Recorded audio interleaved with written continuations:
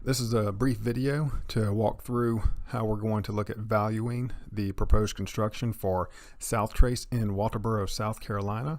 So some of this stuff will have some variance to it once we pick a final construction size and the size of the lots, but nonetheless the numbers should not move much based on what we see here. So we have a few sections here, section about the subject development, about active properties on the market, and sold properties on the market. And what we're calling the market, this is kept within a very close radius of downtown Walterboro, so it does stretch just outside official downtown limits, or city limits I should say, but it does not stretch out into rural areas. So this is basically generally seen as neighborhood housing. The other limitation we put on it is the size, so we did keep it within a couple hundred square feet of the proposed 1,000 square foot construction. That way we know we're looking at properties that would attract the same general families or buyers as who these properties were marketed to and sold to. There were a couple of properties that showed up on the list that were removed, mostly properties that had been in foreclosure, had needed a lot of work, and we're looking at $30 to $40 a square foot, far from what it is we're looking at here with new construction. So now to dive into the numbers, we're not going to go through this row by row, but we're going to walk across the columns, basically just to cover the process used to look at the value at the end. So on the top, we have the proposed construction for South Trace at an estimated 1,000 square feet, 3-bedroom, 2-bath, 0.15 acres, which could vary anywhere from 0.1 to 0.2 once we do the final layout.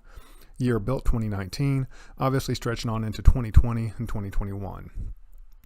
Now for the columns on the top and bottom are generally the same, so I'll cover what is in the columns at the same time. First column here is the status, if they're active listings or closed listings, the address of the properties, MLS numbers. This column is the original asking price, the first number entered in MLS. If that number had been adjusted or reduced at any point along the way, those numbers show here. And then of course for the properties that had sold, these are the sold prices for them. This percentage column on the top is the difference between the original asking price and if that had been adjusted or reduced any. Down here at the bottom is the difference between the original asking price and the final sold price. So that obviously carries a good bit of weight for us there. Next we have the sold date in the sold section. Timing, I'll cover that a little bit more at the end, but that basically gives appreciation to these properties that sold, since real estate does appreciate over time. And if you're looking at a listing that is going on 2 years old, that obviously needs some adjustment to today's numbers.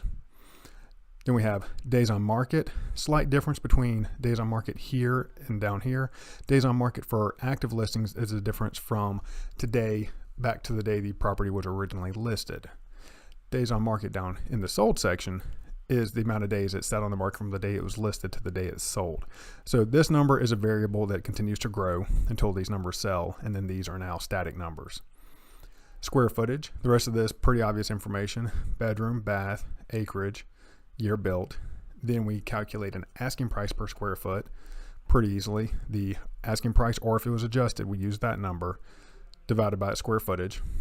Then down here we calculate a sold price per square foot using obviously the sold price and the square footage.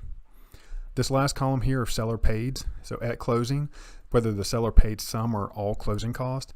And in this case it looks like on about a little more than half the sales, the seller paid some, if not all, the closing cost.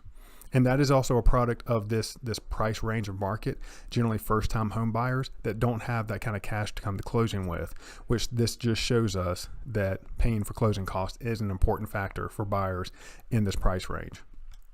Now, once we have this data, we average it down, and then we compare it to our subject property to see what adjustments need to be made so this data is more relevant to us. So starting with the active section, no reason to adjust days on market. Anywhere from 30 to 60 days on market is seen as pretty average. So if these properties were selling in 10 days, then okay, they're underpriced. They should have been priced more. We'd adjust for that. Or if they're taking much more than 60, we'd adjust down for that because they're asking too much. But nonetheless, 27 days, no real reason to adjust that. Square footage, homes have an inverse economy of scale to them. So basically, the larger the house, the lower the price per square foot. Smaller the house, the higher price per square foot. Our comps average about 10 to 15% bigger than our subject property. They're bigger, which means their price per square foot should be lower.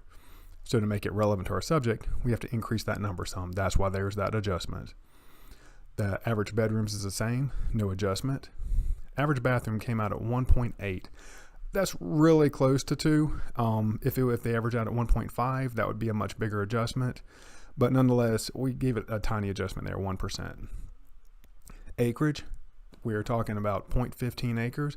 So we made a slight adjustment for that the comparable properties had yards twice as large as what we're looking at.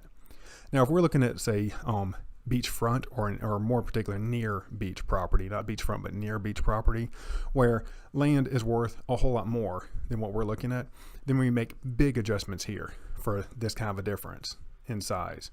But we're talking Walterboro. The land value is much lower, so this is going to affect the price a little bit less. Average age is about 40 years difference, so we definitely made an adjustment for that. Could probably make a more aggressive adjustment.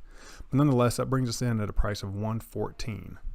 Now down here in the closed properties, generally a lot of the same kind of adjustments for the same reasons. The one thing I'll throw in there is the timing. So Walterboro appreciates a little bit at a slightly slower rate than, say, other areas, more popular areas of Charleston. So I applied a 4% per year appreciation to these sales. So a sale of almost 2 years ago gets almost 8% appreciation, whereas a sale from just a couple months ago or just a month ago has a tiny bit of appreciation. And we apply that to the adjustment as well. So that way, those older sales that now would have appreciated over time, we let those older sales achieve their appreciation. What this comes down to, these bottom right-hand numbers here, is against other properties for sale of a comparable price of $114, and against closed properties, a price of $103. Since we are talking about proposed construction, what I would say from looking at this is that a good list price or builder price on these properties would be closer to $114, maybe $115. But with that builder price, you have the option that the builder is going to pay for the closing cost, throw in a refrigerator, perhaps maybe even a washer or dryer or something like that. So that way, the net effect is that we're selling a $100,000 house, but nonetheless, we'll keep the price of the neighborhood higher, but make sure these will also go into effect whenever the appraiser looks at these homes, and he will see that builder paid closing costs, builder gave away a fridge, maybe a couple other things. So appraisal won't be a problem. The house is clearly comp out, but it allows us to basically start pushing up that value within Walterboro. Hope this all made sense. Please feel free to fire any questions back.